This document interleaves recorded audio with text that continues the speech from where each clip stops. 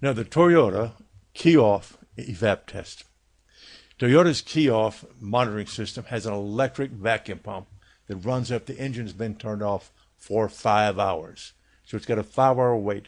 Now the coolant temperature must be under 95 degrees after 5 hours for this monitor to run. If it's still hot, if it's not under 95, it'll wait an additional 2 hours for 2 times. So it'll wait a total of 4 hours.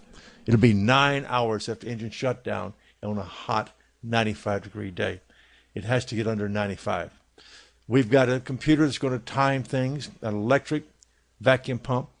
We've got a refueling valve that opens up 4.4 inches of water to let the air out. And we've got a purge valve, works the same. Much simpler. What we're going to do here is we're going to use a pump and a calibrated orifice like we had with our smoke machines. Now let's talk about how this is going to work. An engine running evap test is also run by opening the purge valve and monitoring fuel tank pressure for a small change in vacuum. It's looking for 3.75 millimeter Hg, indicating we have purge. This is our gross leak test. If the pressure change is too small and the purge monitor fell, it sets a 2-trip code for P0441. The vent seal valve is located inside the pump assembly. So when we seal the whole thing off and pull a vacuum, it's inside the pump assembly. It is not serviceable. Let's go on and talk about what we're going to do. This is the operation, and we're going to break it down into these 5 different stages. The first stage we do everywhere. We're in here.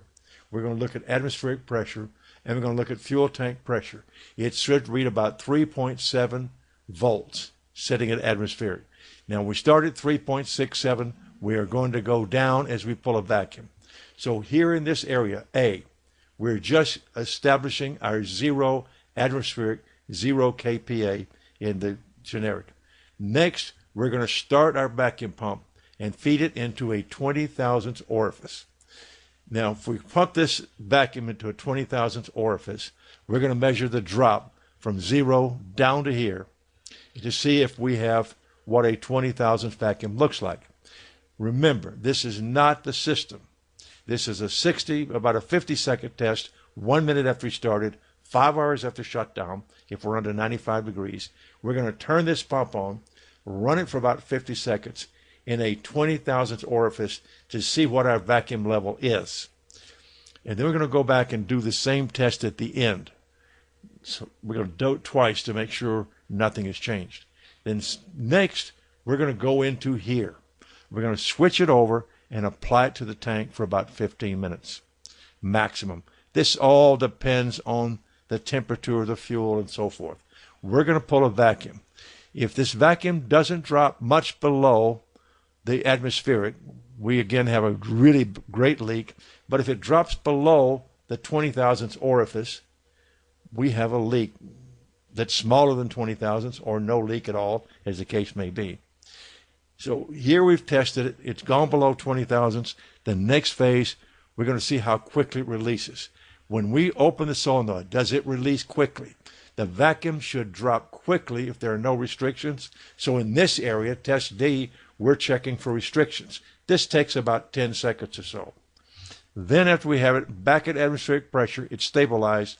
We again turn the pump on, go back to the orifice, and see what 20 thousandths looks like.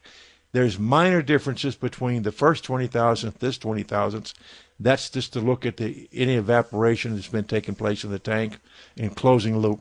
Both 20 thousandths are above the level we got when we pulled it down with the complete system. So we have a leak or a seal system. The leak, if it's a leak, is smaller than 20 thousandths of an inch. Very simple system. Takes 5 hours for it to run. Again, very little serviceable in it. It has to be changed as a unit.